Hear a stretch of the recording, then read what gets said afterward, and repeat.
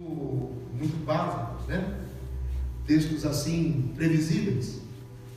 E o texto mais pregado é o texto do cego Bartimeu. Aí vai e fala, clama que ele te ouve, vai e fala, clama que ele te ouve, vai e fala, clama que ele te ouve, vai e fala, clama que ele te ouve. E tem tanta coisa interessante naquele cego Bartimeu aí. E então por isso que eu pego o pé e brinco, né? Mas vamos lá. Hoje, Hebreus, capítulo de número 9. Graças a Deus. Pegue aí sua Bíblia. Hebreus, capítulo de número 9. E nós estamos seguindo aqui a estrutura da Epístola aos Hebreus. Já estamos terminando. Assim que terminar, eu vou alternar alguns estudos sistemáticos, considerando os adventos dos últimos dias. Está uma guerra na internet, né? Aí eu vi que hoje um pastor muito famoso levantou de manhã. Como eu levanto muito cedo, eu vi no celular ele dizendo assim: irmãos, o juízo de Deus chegou e começou por Belo Horizonte. Como? Não, Deus olha na eternidade e diz: vou começar o Apocalipse. Por onde? Belo Horizonte. É muito fraco, né? Tem que parar um pouquinho e prestar atenção. Não quero dizer que não esteja de alguma forma se somando a um conjunto de cenário no mundo que nos assusta. Vírus, fogo, maremotos, tumultos em várias nações de forma diversificada. Mas a gente tem que cuidar com o que a gente fala, né? Então, o que está acontecendo com Belo Horizonte, por exemplo? A cidade tomou o espaço de mais de 500 quilômetros interno de rios que existem dentro de Belo Horizonte. Então o pessoal foi cobrindo, fazendo ponte, fazendo aterro, cobrindo o rio, a chuva que veio, em função talvez de um aquecimento, né? Quando ela veio além dos milímetros esperados, o rio tem que ir para algum lugar, porque as vertentes, as fontes, né, são as mesmas. Aquilo vai encher, vai para onde? Jorrada pelos banheiros. Aí o pastor de manhã: o juízo de Deus começa por Belo Horizonte, irmãos. Porque a igreja de Belo Horizonte pecou, porque os cantores pecaram. Ele aproveitou e pagou todo mundo, gente. Ai, meu Deus. Vamos lá, Hebreus capítulo 1, vamos falar coisa séria. Não descarto toda a movimentação, né? Então, provavelmente, no próximo assunto eu vou falar um pouco mais sobre últimos dias, biblicamente, escatologia bíblica mais prática. Então, você vai ver que não tem motivo para desespero, né? A gente precisa se organizar, observar, né? Nós não datamos a volta de Jesus, mas nós somos desafiados a observar todos os sinais que apontam as evidências de que se aproxima, quando vai vir, em que circunstâncias vem. Então, a gente pode, nas próximas ministrações, falar sobre isso. Bom, Hebreus capítulo de número 9. Se vocês me acompanharam, eu acredito que nós estamos juntos aqui no estudo da palavra. Aqui, nós estamos aqui um mês, né, pastor? Viemos para cá um mês, quase 2 meses, vamos fazer 2 meses. Então nós temos pelo menos 9, 8, 7, 6, 5. Provavelmente, quem me acompanha aqui no culto da palavra aqui em Melrose, nós estamos provavelmente desde o capítulo 4 ou 5. No capítulo anterior da Epístola aos Hebreus, no capítulo de número 8, nós falamos sobre a excelência do ministério de Cristo e esse lugar de sumo sacerdote que ele assume. E na cruz, sobrenaturalmente, quando ele está na cruz, lembra da história que eu contei? A alma sai, a alma dele enfrenta o ego original, porque tem que enfrentar a espada para ir à presença de Deus, remover o primeiro sangue e estabelecer o segundo. Aqui no capítulo de número 9, o escritor fala sobre a imperfeição ou as limitações da primeira aliança. E ele chama a atenção. O capítulo 8 fala do tabernáculo celestial, espiritual, que Cristo entra e, por ser ele portador da memória, da herança, do sacerdócio de Melquisedeque, e que as coisas visíveis aqui, os ritos daqui visíveis, eles são representação de coisas invisíveis espirituais. Então o procedimento de acesso ao lugar de sacrifício que o sumo sacerdote fazia pelo trânsito do tabernáculo terrestre, que é o tabernáculo de Moisés, esse ambiente está construído no céu também espiritualmente. E Jesus faz esse caminho porque a Bíblia diz, sem sangue não há remissão de pecados. Então ele tem que levar alguma coisa, o sumo sacerdote tinha que apresentar alguma coisa. Então aqui no capítulo de número 9, nós temos uma dimensão prática terrena, só que limitada da imperfeição da primeira aliança, deixando mais uma vez claro por que Cristo deveria vir. Então preste atenção em Hebreus capítulo de número 9, versículo 1. Ora, também a primeira tinha ordenanças de culto divino e um santuário terrestre. O ambiente. Então a lei mosaica fazia o quê? Gerenciava, legislava o culto, a forma, o rito, a liturgia, o ambiente, o lugar, o comportamento do lugar. Então tudo aquilo ali estava conectado como sombra de coisas futuras e apontavam para a perfeição do sacrifício e do santuário ou do tabernáculo celestial na eternidade, Cristo e a eternidade. Então vamos lá.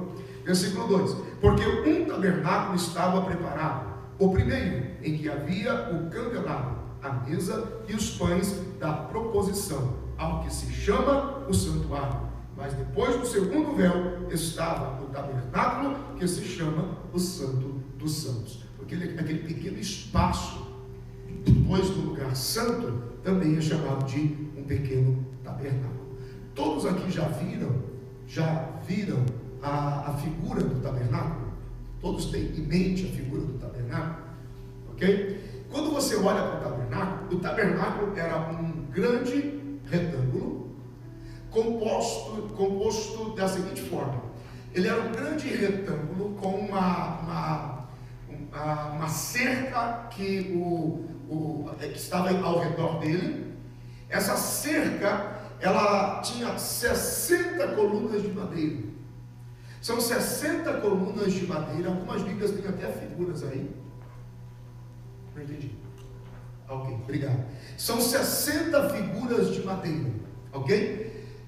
Essas 60 figuras de madeira, elas têm uma representação. Por que são 60? É o número 6, o número do homem, vezes 10, perfeito, apontando para a pessoa de Cristo.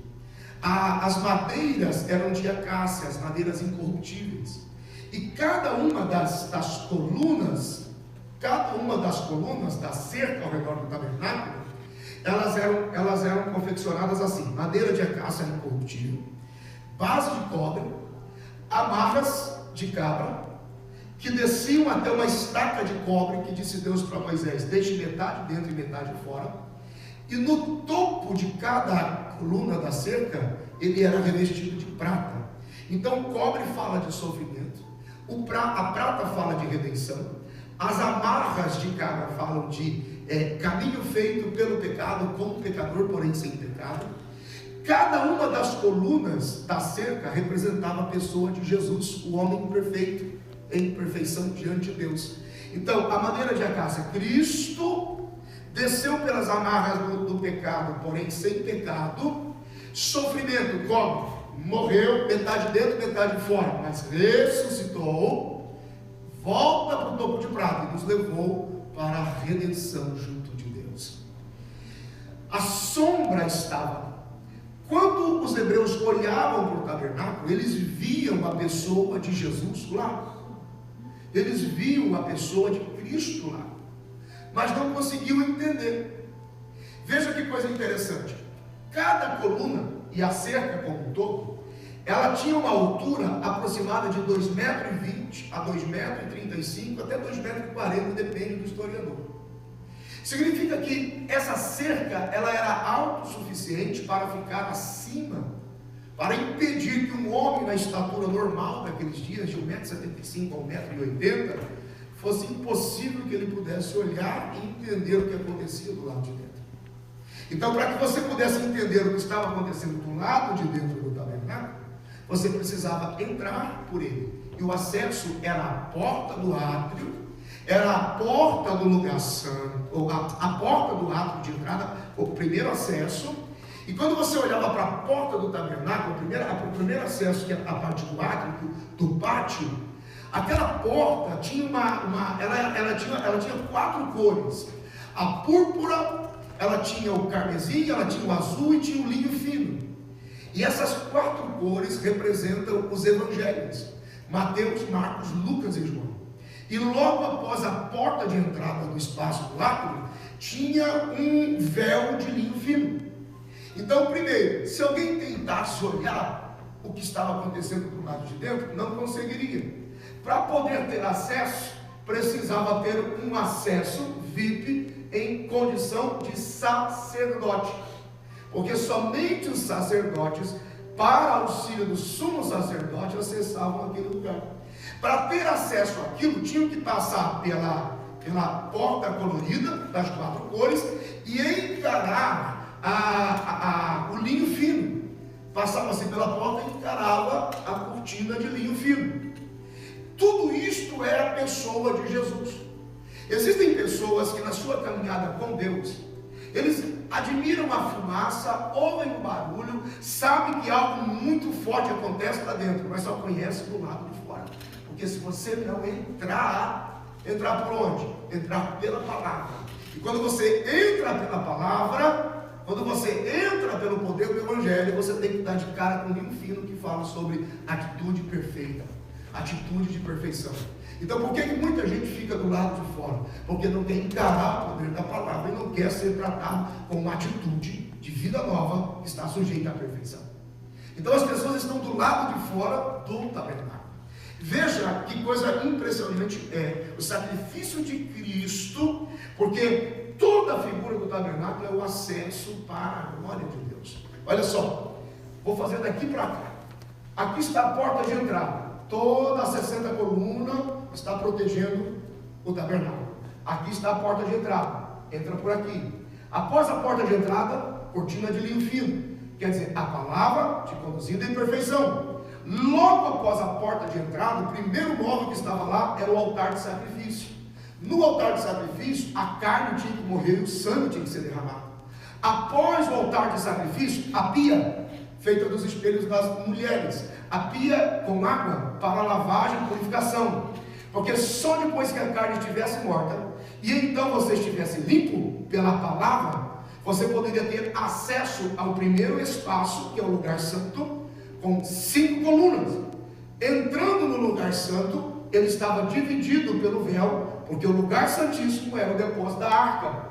No ambiente do lugar santo, quando você entrava no lugar santo, à direita você tinha a mesa com os pães asmos, que fala de satisfação, cheiro doce, mas gosto amargo.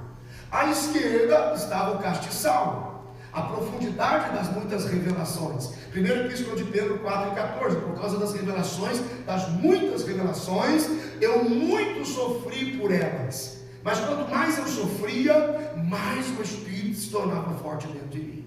Logo à frente estava o altar de incenso, que deveria ser conduzido aceso, que é a fumaça de adoração. Atrás dele estava o véu. Atrás do véu a arca da aliança. E a Bíblia diz que ali, Hebreus capítulo 9, versículo de número 4, que a perspectiva é do céu para a terra. A gente precisa ler da terra para o céu. Então, dentro da arca estava o maná, a vara de Arão que floresceu e as tábuas da aliança, ou as tábuas da lei. Tudo isso aqui representa a pessoa de Cristo. A entrada do átrio, João 14:6, eu sou o caminho, a verdade e a vida. A entrada do átrio é o caminho, a entrada do lugar santo é a verdade, e a entrada do lugar santo dos santos, ou lugar santíssimo, onde a arca ficava, é o lugar da vida. Eu sou o caminho, a verdade e a vida. Jesus, a pessoa de Jesus, é o caminho para a verdade e para a vida junto da presença de Deus. Então aqueles que estão do lado de fora, que tem uma ideia. Semana passada o meu irmão me perguntou por que eu oro assim. Às vezes eu oro e digo: Senhor, eu te peço por aqueles que só te conhecem de ouvir falar, mas nunca te sentiram. Nunca te sentiram. Tem gente que tem uma leve ideia, tem gente que tem uma imagem do que é, do que pode ser. E quando eu falo isso, algumas pessoas se sentem assim bastante confrontadas. Por exemplo, quando o Evangelho de Mateus se encerra, Jesus libera uma palavra clara sobre os seus discípulos: ide por todo o mundo, ide por todas as nações e fazei discípulos. Faça discípulos, pessoas que ouvem e se tornam capazes de reproduzir o original. Depois que vocês gerarem neles a capacidade de serem discípulos, batiza-os. Gere discípulos, batize discípulos, porque ensinar discípulos as coisas que tem que guardar, discípulo guarda as coisas que tem que se guardar. Amém. Não estou entendendo, pastor.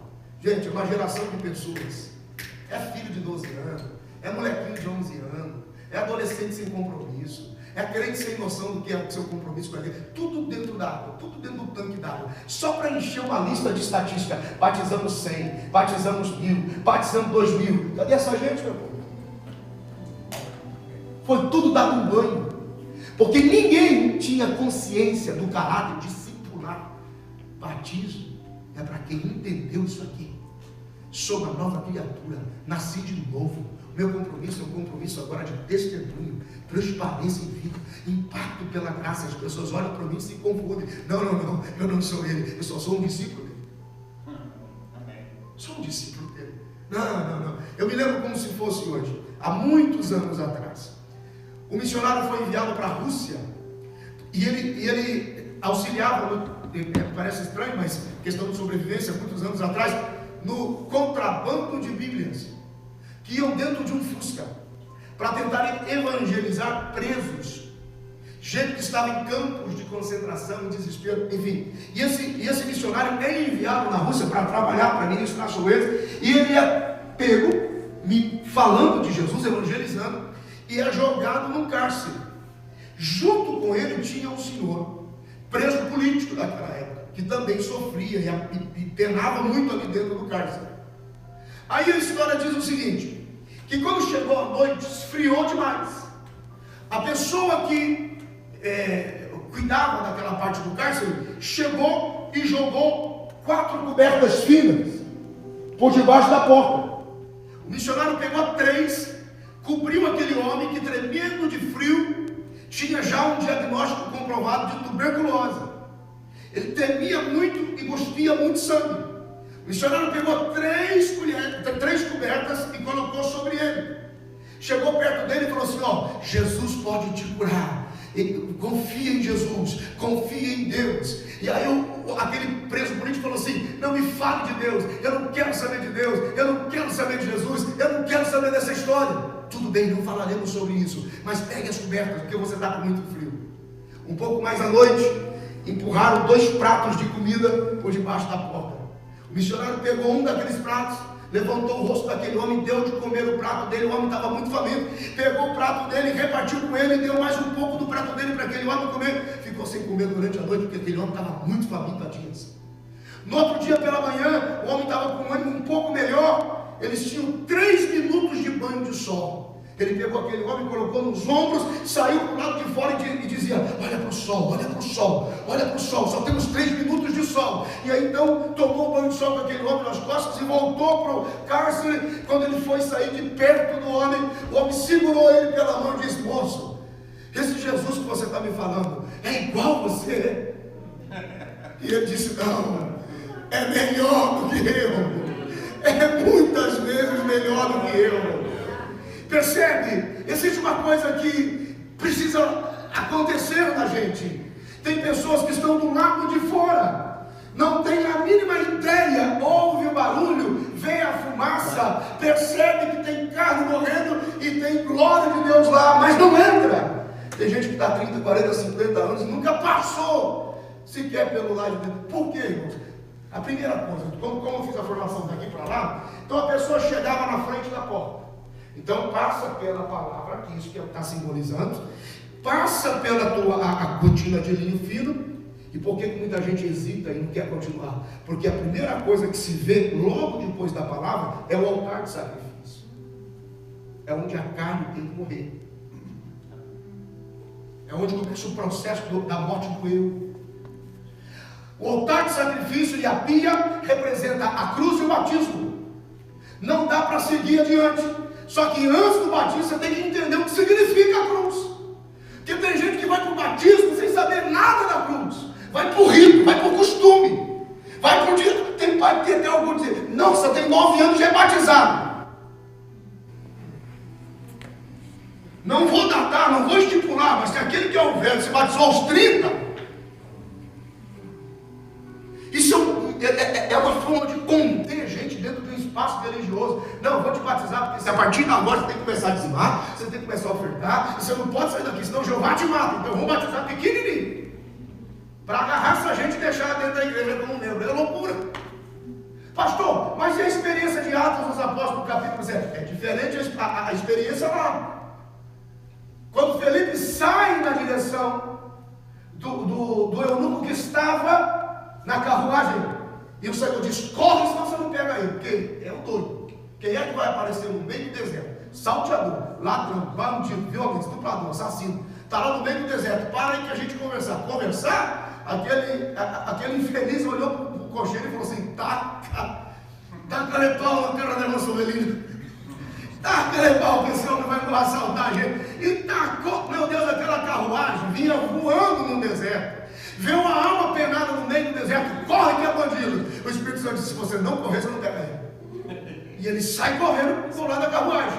E a Bíblia diz que o homem estava lendo o livro do profeta Isaías. E ele lia sobre o menino que nos seria dado. E ele viria, o seu principado, a sua autoridade, o seu cetro, o seu trono, sofredor, moído, desprezado, não tinha valor, mas viria. E o seu trono seria estabelecido, nunca mais passaria. E ele está lendo o livro do profeta Isaías. E está lá, Felipe do lado. E aí, você está entendendo o que você está lendo aí? Não? Então encosta que eu te explico. Parou, explicou, entendeu? Primeira pergunta que sai da boca dele: posso ser batizado? Agora que você entendeu, pode.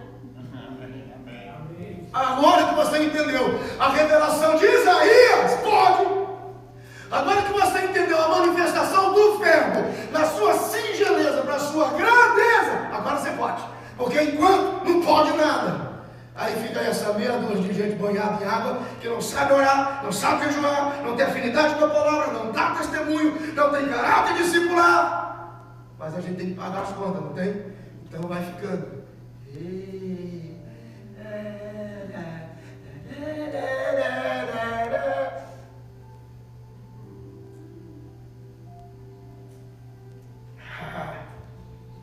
Quando você passa pelo primeiro acesso, a carne entra em processo de conflito e morte do eu. Tem que morrer, tem que passar pela cruz. E se eu passar pela cruz, tem que passar pela cruz. Tem que entender o propósito, o significado lá. Porque quando você entende, só resta uma coisa: eu preciso morrer com ele. E Paulo escreve aos Romanos capítulo 8, dizendo: porque quando então descemos ao batismo, somos sepultados com ele e ressuscitamos a exemplo dele.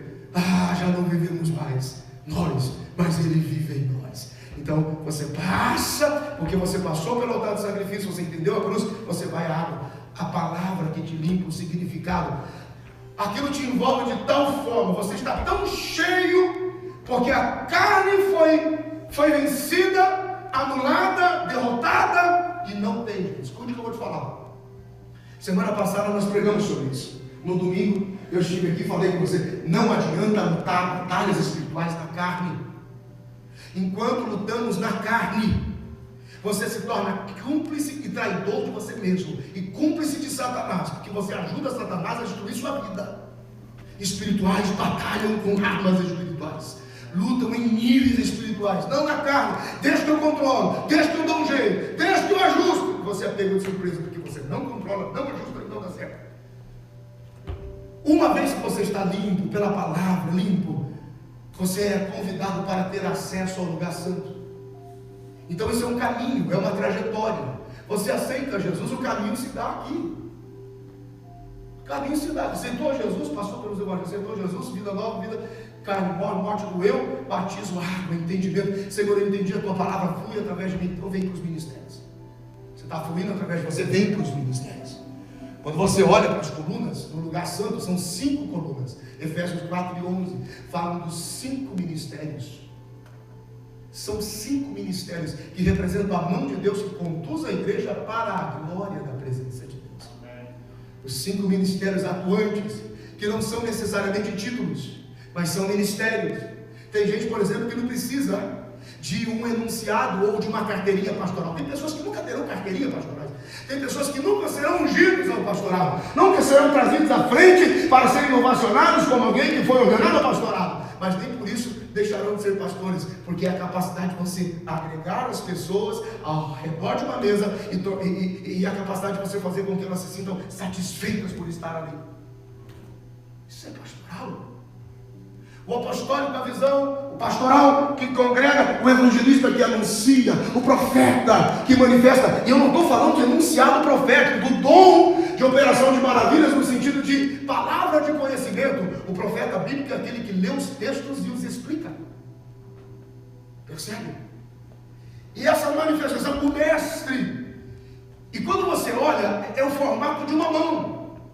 E a uns deu como apóstolo, profetas, evangelistas, pastores e mestres.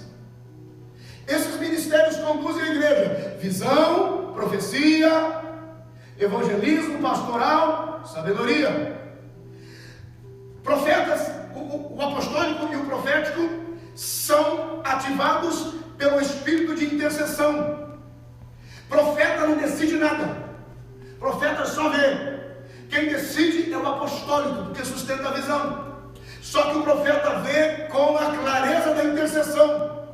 Uma igreja precisa de ministério de intercessão suficiente, não de aparência, não de mais um culto, mas que provoque o céu. A intercessão diz: Deus fala, Deus mostra, Deus nos fala, Deus nos mostra, Deus nos fala, Deus nos mostra. Deus mostra quem? Para o profeta, que diz para quem? Para o apostólico, que sustenta a visão e conduz. Você não vê profeta conduzindo nada, você vê ele falando com reis, você vê ele falando com a autoridade apostólica que decide a respeito daquilo ou não.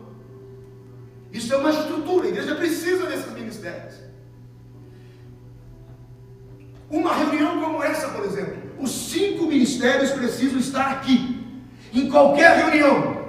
Quando eu ministro para você pastoralmente, falo também em algum momento apostolicamente, porque enquanto eu te mantenho junto da mesa, te servindo, eu estou também te trazendo com clareza a estrutura da visão para onde nós estamos indo. O discernimento dos textos, profeticamente, fala com você. Em algum momento, fica claro que o poder do nome de Jesus é a força para a salvação. O evangelístico está ativo. Todos os ministérios estão ativos aqui. Sabe por onde é ativado a movimentação profética da igreja? Pelo ministério de louvor. O ministério de louvor provoca. Porque o nível de adoração de uma igreja vai determinar o nível de revelação que ela vai ter. Então não é por acaso. Eu fico irritado. Tem gente que pensa que vem para o encontro de yoga. Yoga. A gente está adorando, rapaz, assim. Cara, você tem que fazer. Não tem conversa. Não, a minha personalidade, sua personalidade já não existe, mas você nasceu nele. A personalidade dele é viva. É uma atitude de reino, que manifesta a vontade do Pai. Então nós precisamos adorar, provocar o ambiente, mudar o ambiente, transformar o ambiente. Então, meu irmão, se é Yeshua, solta o Yeshua. Se é deixa queimar, deixa queimar. Se é o carpinteiro, deixa bater na porta. E a porta está aqui, eu estou abrindo a porta, e a porta do meu coração. E vai entrar. E na tempestade é ele, no fogo é ele, na chuva é ele. A tudo é ele, é tudo por ele, para a glória dele. Entra na adoração. Quando você começa a encher a casa com adoração, o nível de revelação começa a aumentar.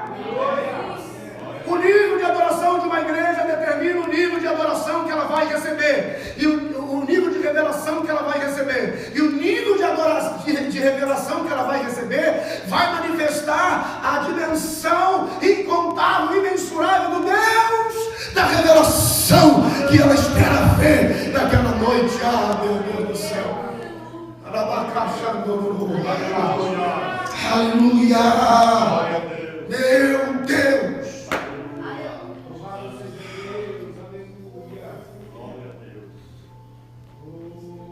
Quando você olhava para o lugar santo, 5 colunas. E representa uma mão. Olha que interessante isso aqui. O apostólico está tendo polegar. Por quê? sem fazer força, porque não vem isso, é competição, é sem fazer força, é na boa. É o único dedo da mão que sem fazer força alcança todos os outros. Sem fazer força. Tenta fazer com os outros. Não vai, tem que fazer muita força. Porque o ministério apostólico, ele assume todos os demais. Ele é o protuns, ele é o alicerce que sustenta todos os demais. Então, diferente do que se vende a imagem apostólica, não é quem aparece, é quem menos aparece. Quanto menos aparecer, melhor. O apostólico assume todas as demais posições, porque ele as sustenta, é a visão. O indicador é o profético, que aponta dizendo, olha o que Deus está mostrando, olha o que Deus está falando, sustentado pelo apostólico, recebe a orientação evangelística, pastoral de conhecimento. Então não é determinante. O dedo do meio é o maior dedo da mão. O evangelista está aqui, apostólico, profético, evangelista. Essa é a ordem. É o maior ministério, missões e evangelismo, que é maior do que todos. O pastoral é o anular, o dedo do anel, o dedo da aliança, que fala de tenho uma aliança, tenho um compromisso, eu fico exposto, eu não me vendo, não me dou, não me troco, não rompo, não quebro, então tem uma exposição. Estou aliançado com uma mulher, estou aliançado com uma igreja, estou aliançado com uma visão.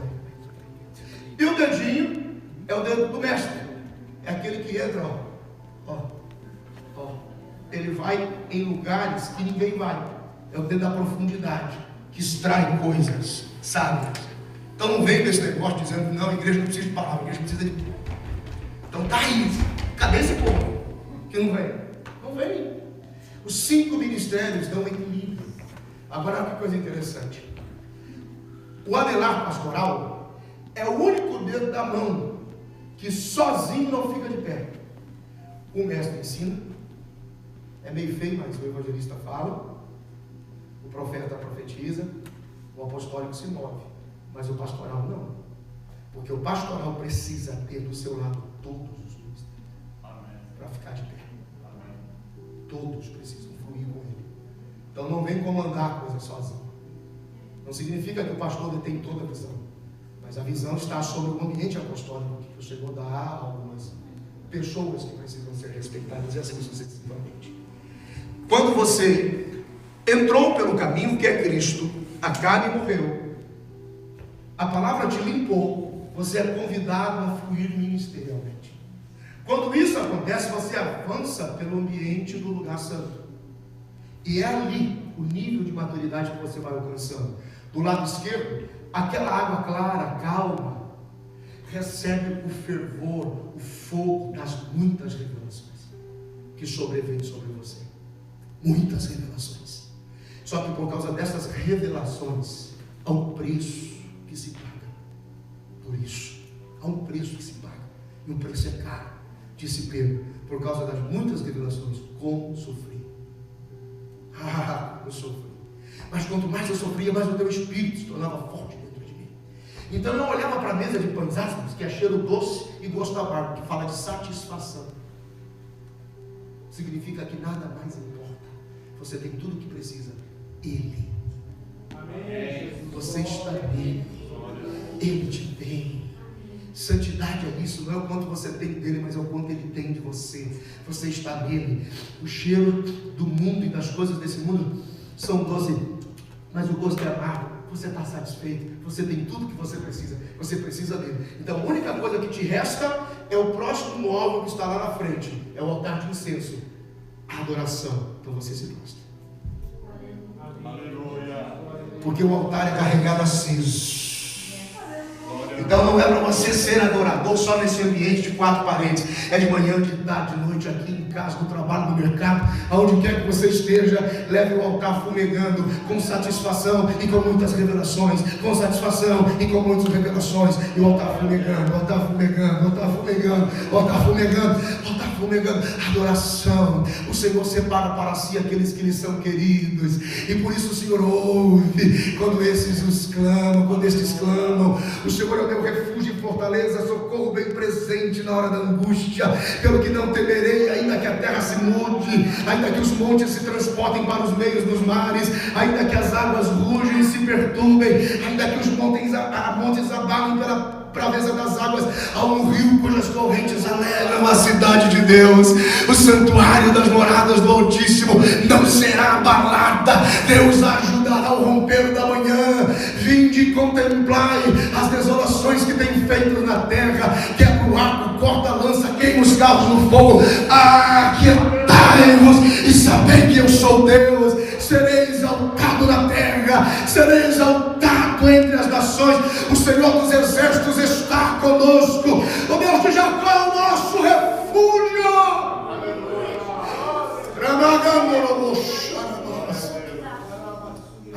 Aleluia. E aí sim, olha só, tem gente que está lá do lado de fora da tenda ainda, nem começou a caminhada, mal dá uma lidinha no evangelho, ainda tem que encarar uma atitude perfeita. Mentia, não mente mais, roubava, não rouba mais, enganava, não engana mais, traía, não trai mais. A carne tem que morrer, o eu, isso é um processo.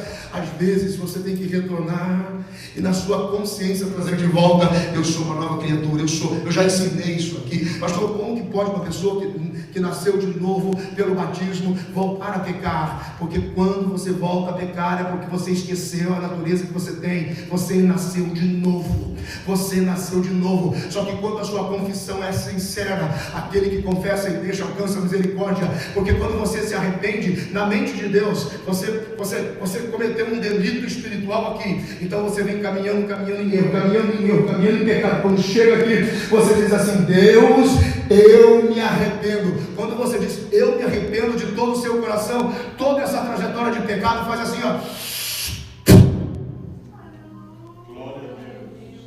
Deus já não a identifica mais. E todo o propósito que Ele tinha na sua vida recomeça no ponto que você parou. Isso deixa os religiosos loucos, desesperados. A Bíblia diz no Evangelho de Mateus, depois você lê capítulo 12 de Mateus, capítulo 13 de Mateus, esses dois capítulos, leia, reflita sobre eles. A Bíblia diz que quando Deus entra na vida de uma pessoa, Ele limpa, organiza a casa, deixa ela adornada, limpa, bem arrumada, bem guardada. Mas quando a pessoa sai da presença de Deus e se desvia, os demônios que habitavam nela antes, tentando um repouso. Cara, faz favor, presta atenção, pensa.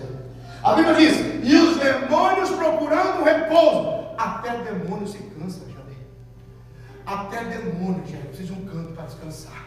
Ô, José, pastor Júlio, até os demônios se cansam. Os demônios têm comportamento agitado, de inquietação, de altíssimo nível de estresse. Por que eles procuram o coração do homem? Porque o homem sem Deus é agitado, inquieto, nível altíssimo de estresse. Crente agitado, inquieto, com nível altíssimo de estresse, você esqueceu de quem é? Você esqueceu de quem é?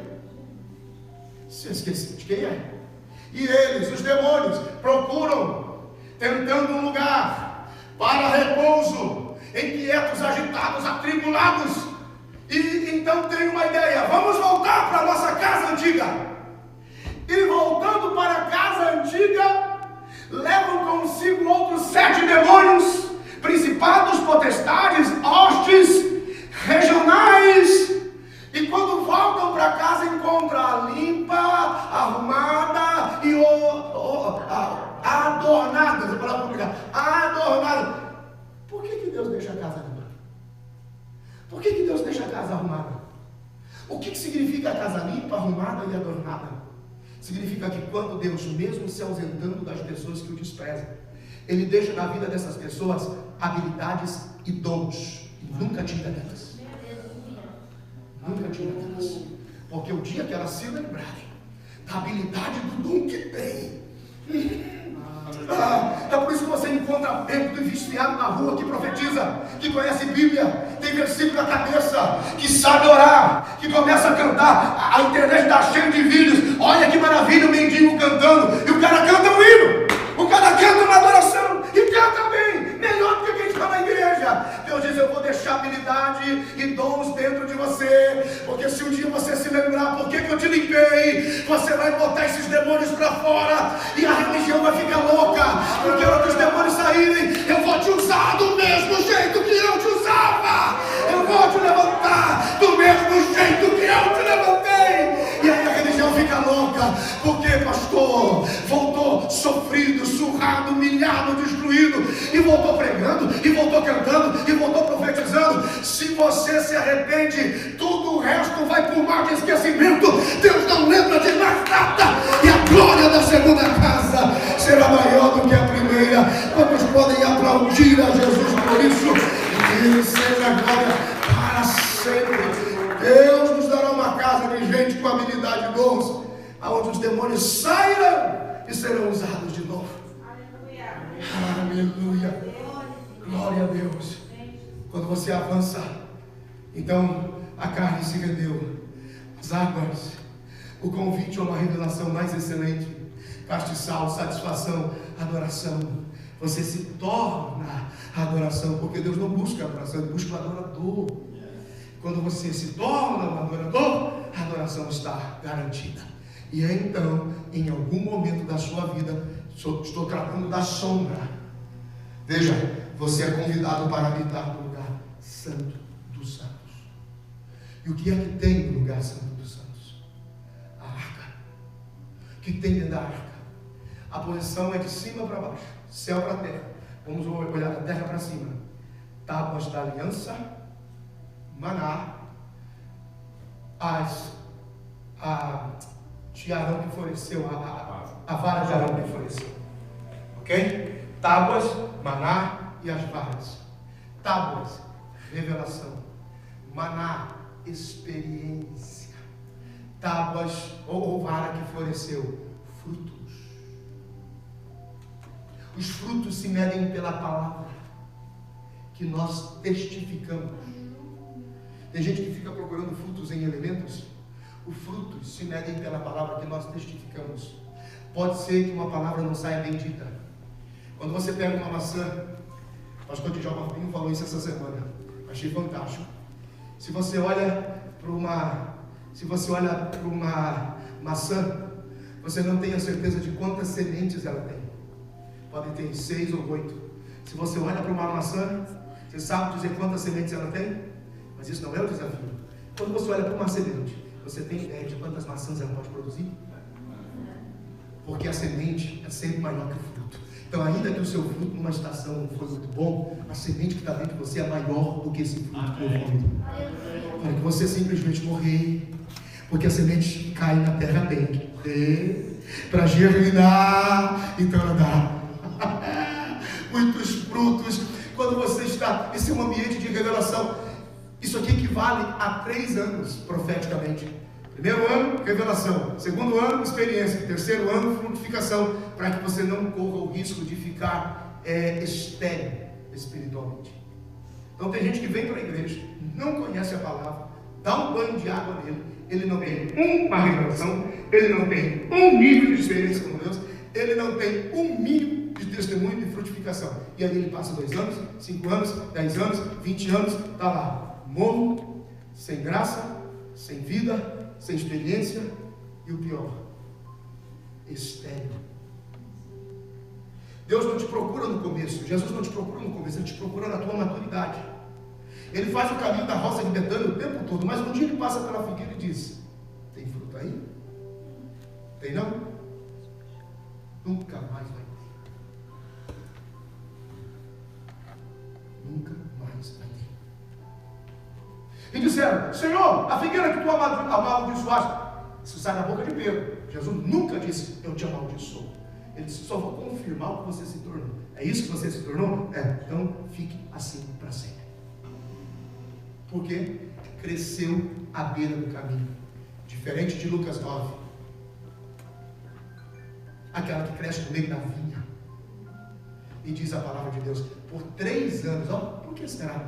3 anos, experiência, revelação, experiência e frutos. Por 3 anos, procuro fruto nessa figueira e ela não me dá. Corta ela, corta. E o vinhateiro disse: me dá mais uma. Só mais uma. vou regar, adubar e cuidar. Se ela não der fruto nesse próximo ano, corta. Quem é o vinhadeiro? O Espírito Santo. Por quê, pastor? Porque tudo se baseia no arrependimento sincero. Aquele que está do lado de fora do caminho ainda é arrogante. Se Deus quiser que ele faça, se Deus quiser que me toque, se Deus quiser que fale, ele está vendo, não precisa me esconder. Não vem para o meio. E com humildade diz: Senhor, é isso que eu me tornei. E o vinhadeiro, que é o Espírito Santo, começa a dizer: deixa que eu vou cuidar, deixa que eu vou adubar, deixa que eu vou melhorar o contato com ele e contigo. Eu vou fazer essa ponte, vai ser legal, eu vou fazer o meio de campo, vai virar, vai dar certo. Então, quando você está na igreja com humildade, em adoração, você vai ganhando uma oportunidade. Meu Deus do céu, quando você entra no ambiente santo dos santos, é ali que você atinge o nível de maturidade. É ali que você atinge o nível de crente maduro, não fragmentado, que se desespera com qualquer coisa, que desiste com qualquer vento, que abandona diante de qualquer adversidade. Não, ali, no ambiente do santo dos santos, é que você se torna maduro. É ali que o Salmo 91 acontece. Porque o Salmo 91 não é para benzimento de casa. Tem crente que faz isso. Você entra na casa do crente, está lá a Bíblia aberta, amarela, na página 91. Que é isso? Não, para guardar a casa. Salmo 91 é o salmo do crente que entendeu o seu lugar em Deus. Porque quando você está escondido nele, no lugar santo com ele, você pode dizer: aquele que habita os lugares longes, a sombra do Onipotente descansará. E quer saber? Direi do meu Deus: Ele é o meu rei, meu Deus, minha salvação, e nele confiarei, e não temerei a peste que voe de dia, nem a morte que assola ao meio-dia. 1000 cairão ao meu lado, 10.000 à minha direita, não serei atingido, e eu verei com os meus olhos a recompensa dos ímpios. O Senhor me livrará, Ele dará ordem aos seus anjos a meu respeito. Você está escondido nele, não há desespero, não há pânico. É isso que Hebreus está dizendo. No capítulo 8 ele está dizendo: ele entrou lá, trouxe de lá para cá uma vez só, em Cristo. Quem passa por ele não precisa frequentar a cruz e as águas todo ano, porque em Cristo é uma vez só, um só Deus, um só batismo, uma só fé, aleluia. Mas o lugar santo e o santo dos santos ainda só é acessado por capacidade de frutificar em intimidade com ele. É porque tem fome. Bendito seja o nome do Senhor. E é lá que, quando termina Hebreus capítulo 9, diz: e está ordenado ao homem morrer uma só vez, e vindo depois disto o juízo. Então você sabe que quando você está nele, você já não teme mais a morte, porque você está nele. Ele venceu sobre a morte, e a nossa esperança é ele, e a glória dele é para ele, é tudo dele, e a ele seja a glória para sempre. Eu quero que esta palavra te encoraje a orar. Eu quero que esta palavra te encoraje a acreditar ainda mais nele, que o seu coração se derrame nele, por ele e para ele, que você tenha fome de conhecê-lo, que você tenha fome de amá-lo, que você decida avançar um pouco mais. De repente você está ali meio que perambulando do lado de fora, a vida não faz sentido. Entra nessa palavra, louco, coloca a perfeição na sua atitude, mata essa carne e olha para a cruz. Esse eu tem que render, tem que ceder. Vem para as águas da revelação, começa a fluir no ministério. Todos aqui nasceram com um propósito. Quem tem ouvidos, ouça o que o Espírito Santo diz à igreja. Fica de pé comigo no nome de Jesus. Ah, meu Deus, 52 minutos, 50 minutos, porque 2 eu introduzi, de palavra de Deus para a sua vida. Feche os teus olhos, coloque as 2 mãos no seu coração.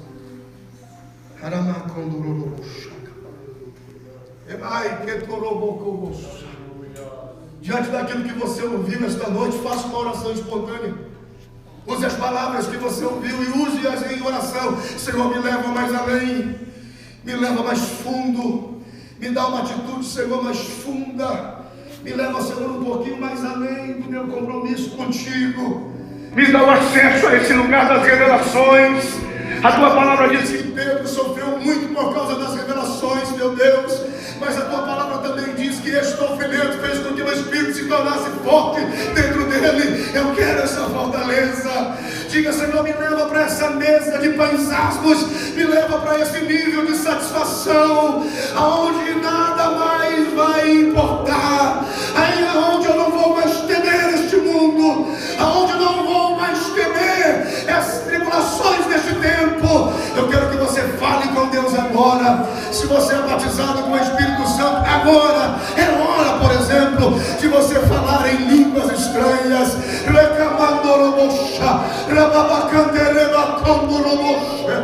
Resta um repouso para o povo de Deus. Esta palavra te dá força esta noite. Esta palavra te encoraja esta noite. Eu declaro no nome de Jesus que a influência da carne na sua vida vai cessar agora. Eu declaro no nome de Jesus que a fome por oração vai voltar. Eu declaro no nome de Jesus que a fome por conhecê-lo vai voltar. Eu declaro sobre a sua vida, sobre a sua casa, pastor, mas eu estou preocupado com as últimas coisas, eu estou preocupado com o abalo do mundo. Eu quero te dizer uma coisa: quando o dilúvio veio, os que não estavam com Deus e na arca morreram do lado de fora, mas os que estavam com Deus, Deus os escondeu. Deus vai esconder sua casa, então descansa. Deus vai guardar sua casa, Deus vai guardar a sua família.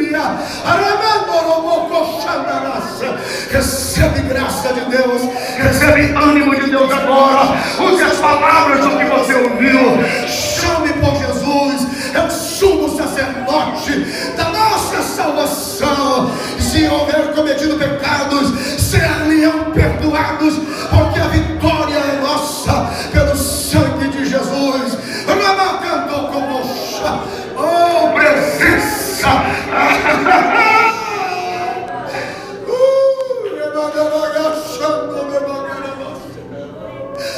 Espírito Santo, sacia os teus filhos, acalma o coração, tira a agitação, Senhor, a inquietação, tira agora, Senhor, esse estresse que tentou se instaurar, Senhor, o cansaço, a fadiga, tira agora. Senhor, eu te louvo, porque o Senhor tem nos fortalecido. Eu te louvo, porque a tua palavra diz que nenhuma arma forjada contra os escolhidos de Deus prosperará. Senhor, a tua palavra diz: e eles venceram pelo sangue do Cordeiro e pela palavra do testemunho deles. Por isso eu abençoo a sua vida no nome de Jesus. Levante as duas mãos lá em cima, se você pode, por alguns instantes. Levante as suas duas mãos lá em cima. Diga comigo: querido Jesus, eu me arrependo de todas as vezes que eu me agitei, eu fiquei inquieto, quase que eu me estressei, mas o Senhor esteve comigo, o Senhor não me abandonou. Diga: eu declaro nesta noite, eu não estou sozinho, sou mais do que vencedor, por meio daquele que me amou. Diga: todas as promessas e profecias liberadas sobre a minha vida, eu vou lutar por elas, eu e a minha casa, de cabeça erguida, vamos dar testemunho pelo poder da palavra, em nome de Jesus, em nome de Jesus. Recebe o que do céu vai descendo sobre a sua vida. Quantos podem adorar, quantos podem aplaudi-lo, quantos podem exaltá-lo. A Deus seja a glória para sempre. Diga graças a Deus. Eu vou aproveitar e vou orar pelo mês de agosto. Nós estamos em campanha. Se você tem o seu envelope de propósito, são 12 dias de clamor para 12 meses de vitória em 2020. E nós estamos avançando em vitória. Já estamos recebendo testemunhos. Deus está operando em companhias de irmãos, empresas que estão sendo visitadas pelo livramento do Senhor. O Senhor está curando, o Senhor está livrando o seu povo. E eu quero profetizar com você. Estamos em campanha, vamos orar. Pai, no nome de Jesus, continuamos intercedendo pelo ano de 2020, pelo mês de agosto agora, declarando que os teus filhos serão mais do que vencedores e caminharão de cabeça erguida. O segundo semestre de 2020, o Senhor vai guardar e proteger os teus filhos. Dá, Senhor, uma experiência espiritual para eles nova. Visita a família, visita as finanças, visita os projetos pessoais, visita, Senhor, a experiência de propósito na vida deles. Nós os abençoamos agora e declaramos diante do altar consagrado o mês de agosto ao Senhor como testemunho sobre a vida dos teus filhos. Em nome de Jesus, diga graças a Deus. Oh, aleluia. Você está feliz? Diga graças a Deus. Toma o seu assento um instante. Meu Deus do céu, Jesus, glória a Deus. Deus seja louvado, para sempre seja glorificado o nome de Jesus. Você está feliz? Diga graças a Deus. Esta manhã eu levantei, madrugada, 3 horas de oração, o sono se foi, e Deus tem me encorajado, me motivado, me animado. Eu tenho dito, Deus, obrigado, porque é o Senhor quem fez isso. Nós queremos glorificar o seu nome. Você não perde por esperar, meu irmão. Você vai viver os melhores anos da tua vida, querendo Deus, cheio da palavra de Deus. Diga graças a Deus por isso. Quero desafiar você, encorajar você, animar você a dizimar e ofertar esta noite. Obrigado pelo carinho, pela generosidade, pela resposta de vocês ao altar, inclusive financeiramente. Cada vez que você dizima, cada vez que você oferta, você está declarando que nenhum outro Deus, nem Mamon, nem a avareza, vai dominar o seu coração. Deus é o único Senhor e Ele é o teu absoluto provedor. Obrigado por aqueles que se movem com generosidade. Nós estamos quase encerrando a nossa campanha, então prepare-se, porque você terá que trazer no final da campanha o seu projeto de vida para 2020. Nobres projetam coisas nobres e por essa razão permanecem de pé. E aí então você também traz a sua oferta e você deixa no altar e diz: Senhor, está aqui, eu confio que 2020 será um ano extraordinário para a minha vida. Você está feliz? Diga graças a Deus. Quando você entrar nas redes sociais da igreja, Instagram, fanpage, por exemplo, compartilhe, faça share com o maior número de pessoas que você puder. Manda para frente, coloca na sua lista, no seu broadcast list, no seu grupo de internet, coloca lá, divulga aqui, New Hope Community Church, Aba, Boston e Melrose, ok? E nos ajude em oração, para que o Senhor nos dê aqui um ministério de louvor aqui local, tocando, ministrando, profetizando, atraindo a presença de Deus, ok? Que o Senhor nos dê. Se você estiver aí escondido, toca, canta, de alguma forma, fala: pastor, eu faço um negócio, aí toca um bumbo, um prato, um mosquito, alguma coisa, de repente tem feitinho, fica bom, né? Tá bom? Vai ser. Vamos orar para que Deus nos dê adoradores, né? Glória a Deus. Por favor, levante-se do seu lugar com alegria. Vamos dizimar e ofertar na casa do Senhor.